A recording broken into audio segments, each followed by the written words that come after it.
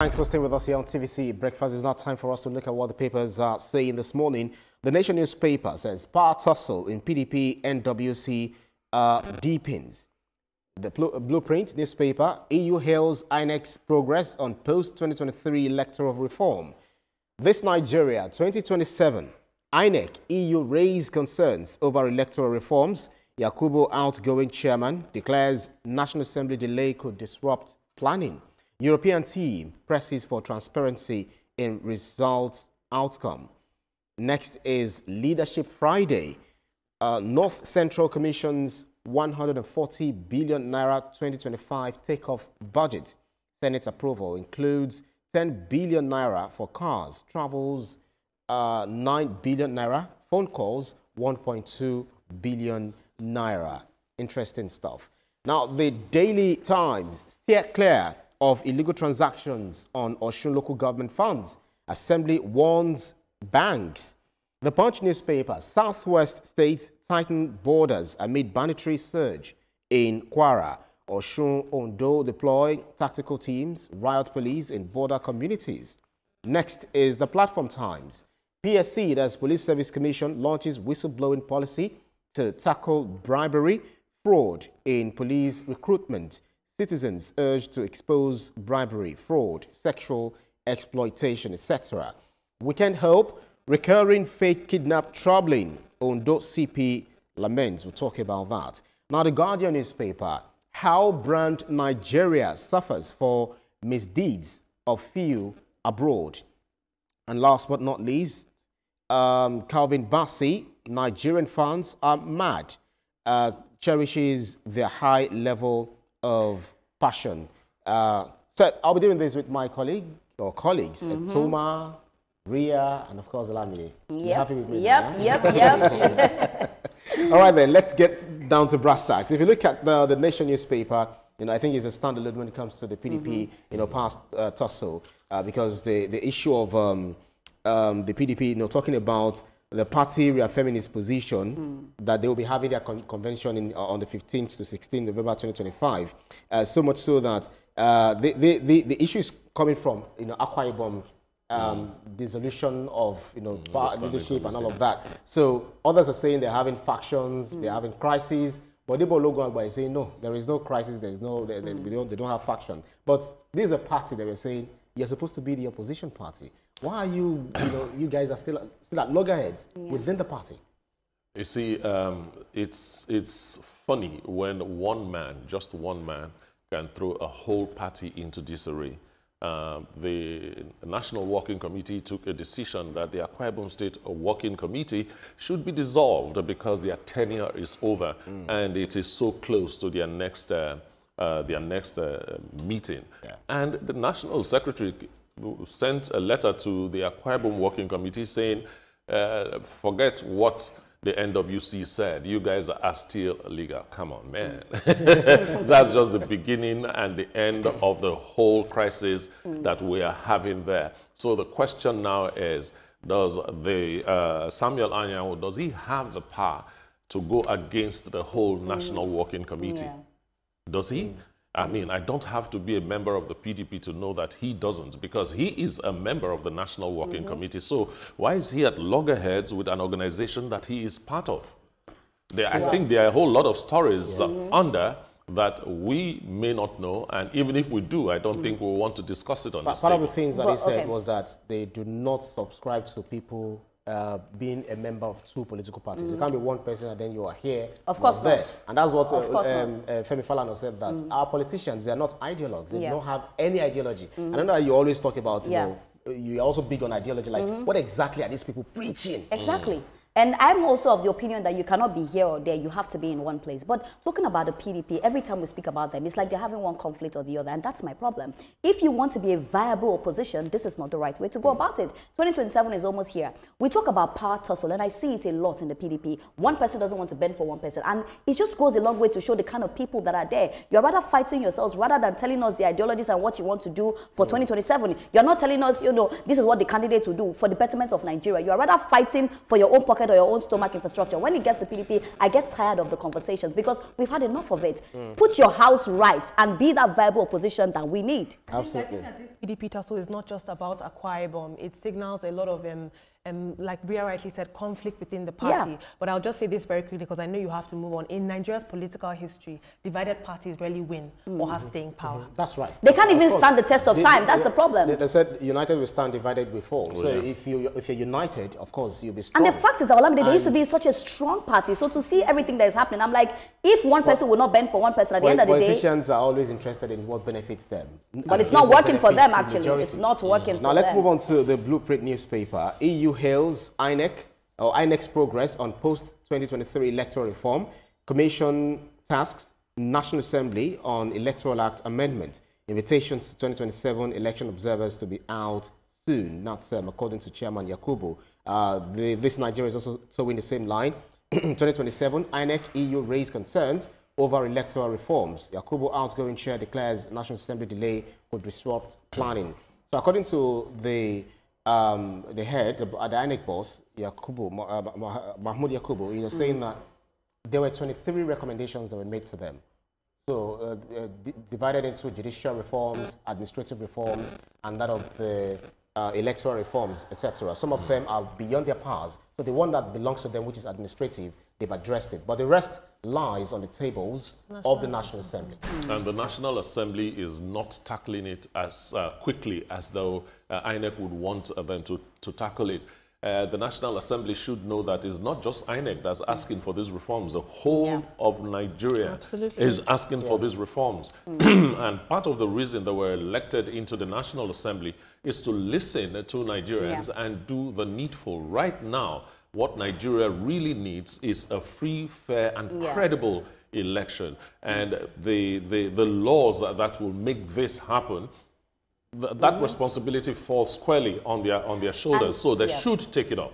And Ibrahim, I'll just say something, and this is me pleading to INEC, that 2027, we definitely want to have a free and fair election. Yeah. We don't want to have an election that after it, we are now thinking, oh, was it good, was it bad, you know, were there malpractice and all of that. But I'll just take you through something quickly. Some of the problem and the laws that are not strong enough, we're looking at the fact that how to punish people who buy votes, and also how the votes should be shared, whether electronically or manually. These are things that we need to put, you know, put in the forefront. Because if these things are not put well, at the end of the day, when the election happens, we'll still have conversations about it. Right. So I feel like with INEC, what they owe us, what they owe every Nigerian right about now, because a lot of our youths are now involved in politics. They are going to come out and vote, but now you're going to give us a free and fair election. You're not going to give us an election that will start doubting what you're doing. Olamide, you know, there is this activities of talking about electoral process. Let people who are in the prison, allow them to vote, diaspora voting, a whole lot of advice has been given to INEC that they should introduce to the electoral process so that we have a free and fair election. But very quickly, what say you regarding, you know, where we fall short and where we should be looking at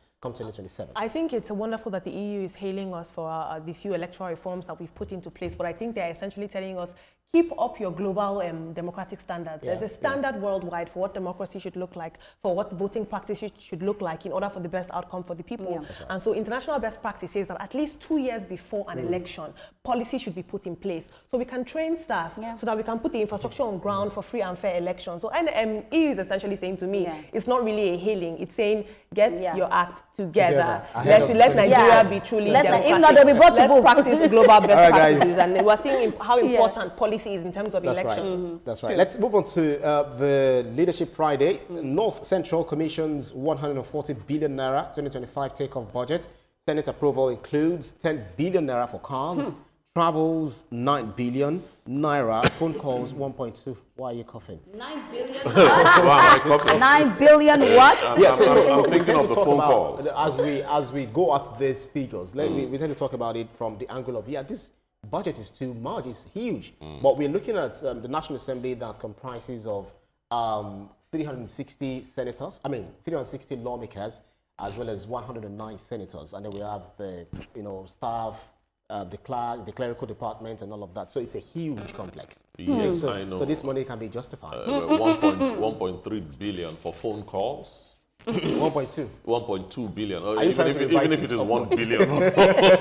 Because, when headlines like this are written, for me, it's just the paper trying to say, talk about my paper a whole lot, because that headline could have been written in another way that will not sound so controversial.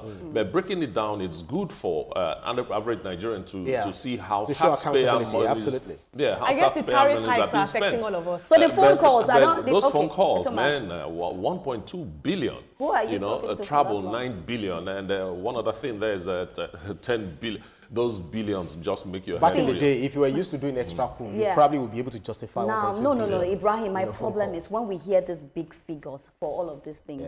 All I think about is the Nigerians that are suffering. That's all I can think about, because this is a lot of money for phone calls. Who are they talking to for that long? So the thing there is, Olamide, we've been saying that make our legislature, less attractive. Make it a part-time. Why should they always go there every now and then? And then the only thing is debate. We're not getting, results out of some of these bills that are sponsored. Some even go there to snore. Absolutely. We've seen many times on camera and in social media, our lawmakers sleeping off, having a little doze. But I will say this, and I'm going to be cheeky here. I guess the tariff hikes are not just affecting us, but also our government. Of course. I mean, you can't separate them from what is talking about parliamentarians sleeping is not just a Nigerian thing. It is worldwide. It's everywhere. But maybe it's right. more Let's move on quickly. Let's talk about insecurity. If we go to the Punch newspaper, saying Southwest states tighten borders amid banditry surge in Kwara. Osun, Ondo deploy tactical teams, riot police in border communities. We know that in Kwara State, for instance, we've been having issues in Patigi, Edu, Ifelodun local governments, where people are being attacked, killed, bandits and all of that. This is coming too close to home. Whatever is happening, it's home because it's Nigeria. What exactly are we doing to ensure that we stem this? And the Kwara tragedy sort of signposted the whole thing and made it so clear that, look, it is different when you hear all the stories and it's happening far away from you. All you hear is figures. But when it gets close and it's no more figures, you can put a name to 1 or 2 people that were killed because of this, you now feel it. So I support what the Southwest states are doing. Tighten your borders, secure your people. That area called your state, your duty as a governor is to ensure that that place is safe. So go ahead, do all you can to ensure that this banditry doesn't get to the Southwest. Men, we live in Lagos. Because of our time.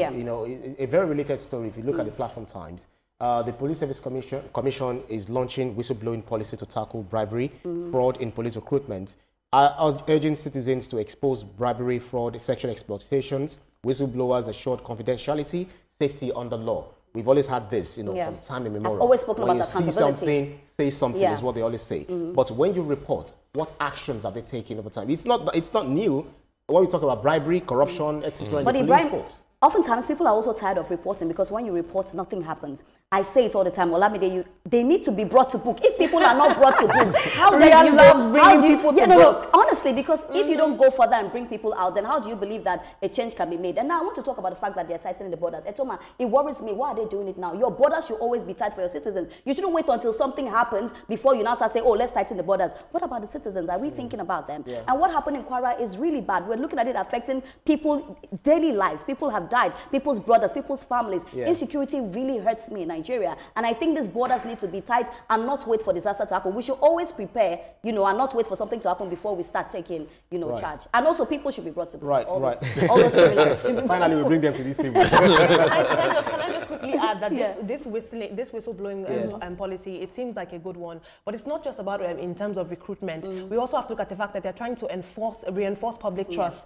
in the policing communities. We often have this perception that policing jobs and policing is for the highest bidder. And so it would be good to see them really take advantage of this initiative to reinforce public trust in the force. Olamide, I was actually going to ask you, but because of our time, we just have to rush on. But if you look at the Weekend Hope saying that recurring fake kidnap troubling, Ondo CP laments, says perpetrators will face full wrath of the law as police intensify crackdown on illegal firearms. So people are, they are staging their own kidnap, faking it. Yeah, faking it. Yeah. So at the end of the day, you realize that someone has been killed. So most of the reports that we get is usually not that there some genuine things are not happening, but some people are actually faking it. I've seen a husband and wife faking their own kidnap, To collect money from yes, who? duping their own family members because they felt. So, and that's the thing. We keep money. blaming the government every time, but at the end of the day, we ourselves, what do? On Independence Day, we said it. Yeah. To enjoy Nigeria, you also have to be a good citizen. But Olamide, let's talk about the brand Nigeria, because the Guardian newspaper is saying how the brand Nigeria suffers for misdeeds of few abroad. Yeah. People who are into Yahoo, people who are trafficking drugs outside of the country, now making investors be scared of coming into the country or even have any dealings with Nigerians because of people out there that are spoiling our names. Absolutely. I think that it's important that we focus on Nigeria as a brand. Yeah. You know, what does a good brand do? It protects its image, it protects its people. I think that aside from even just the concept of losing foreign investment because of this bad reputation and these terrible narratives that a lot of us are perpetuating, it also goes into our democratic relations with other countries. That's right. It has more. It takes a lot more damage and a lot more damage than we think that it does. Yeah, and it's not only people abroad that are doing this. Yeah, within the country. Yeah, that's what I'm going, because if you look at Twitter, Instagram, etc., anything they want to say, they will say, may Nigeria never happen to me. But it is not. Ibrahim, you remember on Independence Day, and see, they curse me out a lot when I say this. I say, did you wake up and even pray for Nigeria? We understand the economic hardship in Nigeria, but you keep saying negative things on the country. How do you expect it to be positive? And this is my cry to Nigerians as well. You have to do better. You cannot keep spoiling the name of the country, because there are some good and upright Nigerians. I mean, look at you. But in order to just very quickly play devil's advocate here, I will say that there are systems that are in place, unfortunately, that doesn't make it right, that push people towards crime, that push people to even jackpot in the first place. It doesn't make it abroad. I get you, but it doesn't make it into account that perhaps if we treated people better, crime and these mistakes. No, the thing is, when we call government to account and say, government, you have to do this, you have to do that. But what about you? What are you doing? That's the thing, Olamide. As a citizen, you also need to do something for the government to give you something. We've forgotten that the government, people in government, are a reflection of who we are. I mean, actually, they are a reflection of who we are as a people. They can't. And Ibrahim, I tell you something. Sometimes you say some things with your mouth, and then the message here will be: let's stop demarketing our country. That's the thing. Especially on social media. Social media is not local; it is international. Everybody sees it. Yeah. So imagine. And then, Toma, let me tell you something. When there's good news in Nigeria, you do not get to see. But when it's bad news, everybody is spreading it around. Yeah. So we just have to keep doing the right thing. Anything that we want to see, we have to live it. We have to ensure that we are doing what we're supposed to do as Nigerians. Celtic 02 Braga talk about VAR stops Iheanacho from making record. Complete 90 minutes for first time in hoops shirt. Rogers can't understand Nigerians disallowed goal. And Calvin Bassey, Nigerian fans are mad. Well, mad, you know, is. Ibrahim, you read that passionate. Ibrahim, tell us fast so that we know how to reply him. Cherishes their high level of passion, you know, like talking about how, you know, devoted, how passionate we are when it comes to, you know, football, when it comes to certain players, when it comes to certain clubs, how devoted we are when it comes to all of these altogether. So they are not actually saying that. Even though we have it. No matter what you want to say about Nigeria in terms of our narratives abroad, you cannot say that we're not amazing sportsmen. You cannot say that our sporting prowess is not. I mean, all of them want our players. We see how Victor Osimhen is hotcakes. What are you saying? I'm only surprised when I start seeing you running after balls on the pitch. For me? Anything that'll give me money, I may be a player.